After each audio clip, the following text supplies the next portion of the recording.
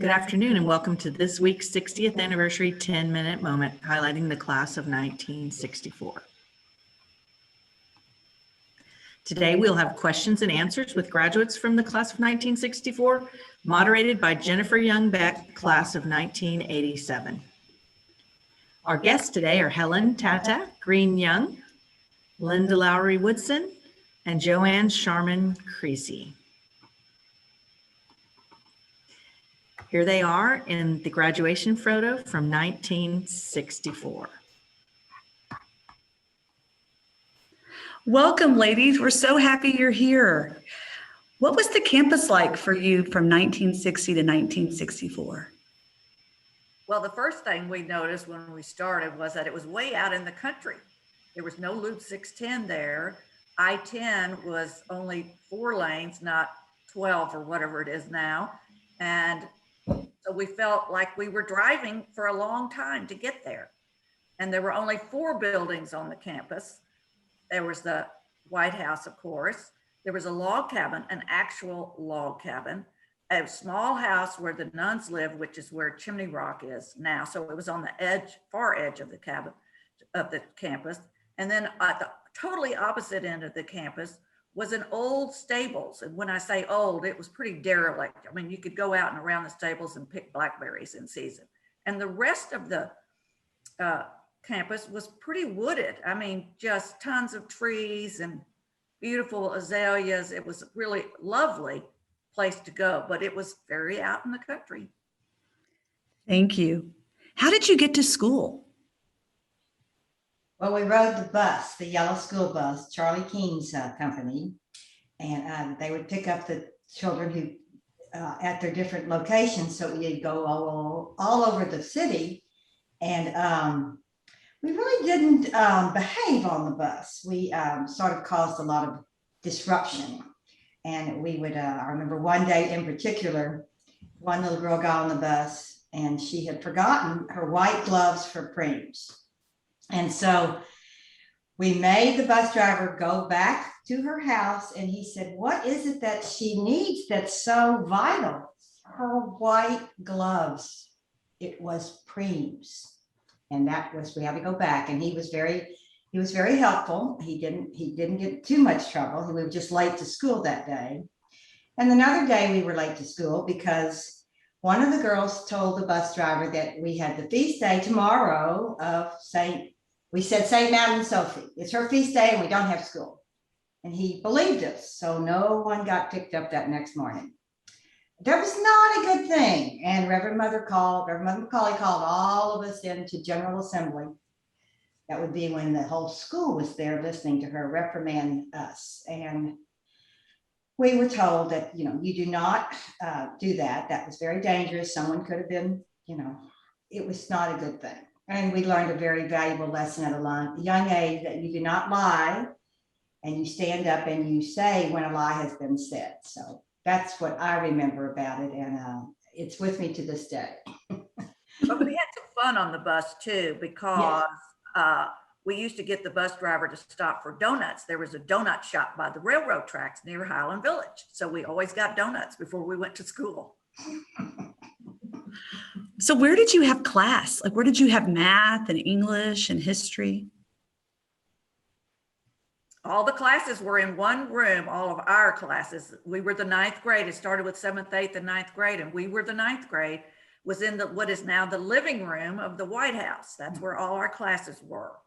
So it was quite small, and the teachers came and went. We stayed put. Y'all mentioned Preems, and what is Preems?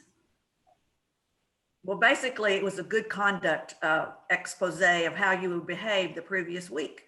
Your class would be lined up in front of Reverend Mother, and they would call out your name, and you would curtsy and get très bien, bien, oh c'est bien, or no notes.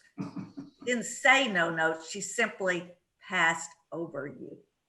So that was, considered a huge disgrace, at least by the teachers. The rest of us, we were kind of blasé about the whole thing, but that's what Preems was. And they also gave out medals every week for outstanding performance in a class like English or math or whatever. And we had to dress and wear white gloves for preems. And remember, we would have to kneel down and make sure our dress reached the floor. Yes. Had to be a certain length. But I think our gym dress was the best. We also had, we wore white dresses for chapel, white dresses with a white veil and gloves. We had that uniform, and then we had the uniform that we got at Neiman Marcus. Yeah. They were hideous. And those lovely shoes. And the shoes looked like combat boots. That was the We were first. our picture. But the gym clothes were the best. And not only were they our gym clothes, when we played other schools in basketball or softball, that was a uniform. And it was a green and white seersucker little dress buttoned down the front With bloomers. with bloomers underneath the skirt. And the skirt was reached about, maybe 5 inches above the knee. And then you had these bloomers underneath. It was really a treat. Okay, was there ever a pool on campus? I've heard rumors about this. Yes, the swimming pool was at the back of the campus, and as Joanne said, it was the first swimming pool in a private home in Houston, and it was the old Baring estate anyway. But it wasn't like they're made today. It was sort of a different shape, and we had a diving board, and we did enjoy swimming. It was a great, PE. It was a great PE, except when we had to change clothes in the log cabin. That was our locker room. And at that age, of course, young girls, we were all very modest. And so we would be huddled into this log cabin trying to change into our swimsuits or into these gorgeous gym dresses. I've also heard rumors about there being a dog on campus. Is that true? Well, there was one dog that the nuns had that Inez brought that became sort of their pet. And then we found a dog that I ended up taking home, a beautiful sheepdog that became our pet. So yeah, there were dogs at school. And they would come on the campus from time to time, but they wouldn't stay, not like Shin did. What were some of the special events that you had back in the 60s? Well, we had congé, and that was given to us. The first one I'll never forget. There was a Reverend Mother came from maybe from St. Louis or somewhere, and she said because she was visiting, she gave us a free day, and that's what my memory is. The first time we had a congé, and that's just a day of play and fun and running around, and then we had congé, and then we had goûter every day. That would be special. We had it every day, and it was a long day at the school. We'd start in the morning after we rode the bus to school, that we had to get up early, and then 8:20 to 4:20, and so it was a long day, and we needed the goûter every day. Yeah. Needed that sugar fix. And what was the first yearbook like? Tell us about that. Go ahead, Joanne. Joanne's our editor. You saw a picture of it on the very beginning, and it was a handmade, basically a scrapbook, because there were only 17 people in our class, and we made that by hand. We collected pictures from everybody. I took them to a photo reproduction place and had copies made, and Linda helped me do this in my bedroom at home. We laid all the books out on the floor, and we glued these pictures into every single book and made them by hand. So it was an undertaking, but I still have my book. I know Tata and Linda do too, and it was a wonderful. No, the school has mine. Yeah. I lost mine to Beth many years ago and she never returned it, but y'all have mine. We have it in archives. It's safe, I promise. So tell us about some of the special classes you have or had back then. I've heard there was a politeness class and a marriage class. What were those like? Oh, politeness was thrilling.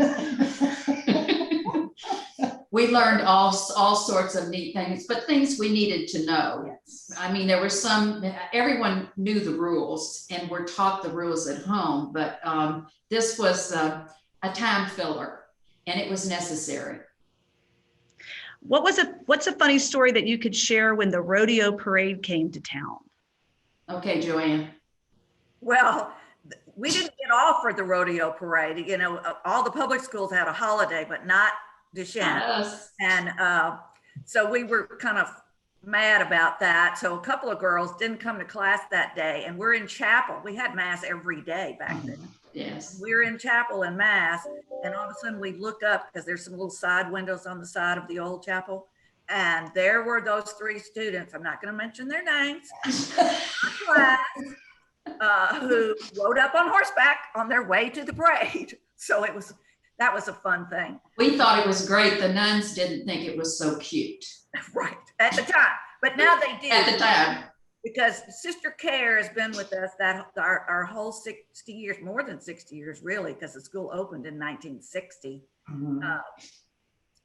And she was there when that happened. So she knows that, and she talks about it now and laughs. She says they all laughed later in the convent, but not. Of course they did. Not in front of us.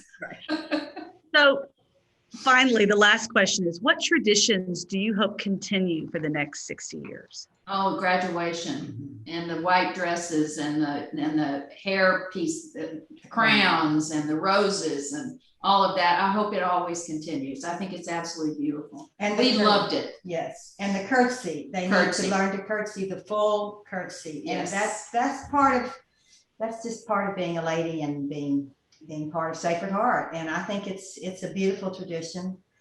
I think they also have to remember to teach all of the children about the history of who is Saint Madeleine Sophie Vera, who is Saint Rose Philippine Duchesne, Right. who is Mater Admirabilis. What do you mean you have schools all over the world? What do you mean you're Sacred Heart, a true child of the Sacred Heart? What does it mean to be a Sacred Heart student? And that is a very important message that needs to be reiterated daily, taught, not just in religion class, but throughout each class, because that's the way it should be taught. And it goes into you and you become part of it. And it becomes part of you. And you give it back in the world. And that's what Sacred Heart education is, the finest education you can give a woman. And I don't, the same note, but on the academic side, I think it's extremely important to continue the academic excellence. I mean, one of the things about Duchesne was, even in the early days, we were having certain classes that no other schools had. And I'm including the top private schools of the time, as well as the public schools. Things like we had took classes in mythology. Our biology class did a fetal pig dissection.